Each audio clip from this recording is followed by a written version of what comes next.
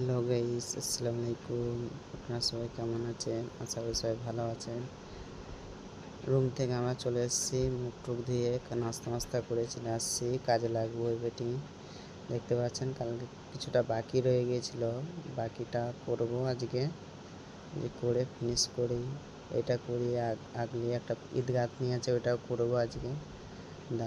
দাদা আমি দুনো করবো আজকে। উপরে দেখতে পাচ্ছেন কালকে মাল কেটে গিয়েছিলাম, আমাদের কমপ্লিট হয়ে গেছে। কাজটা কেমন লেগেছে একটু কমেন্টে জানাবে।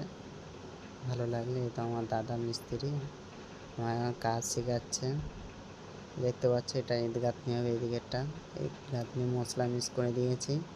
দাদা এখন ঈদ গাঁথনি করতেছে, আমাকে বলছে সাইডে একটু ওইদিকে পরিষ্কারটা করে দাও, ওইটা দিয়ে কাজ করব।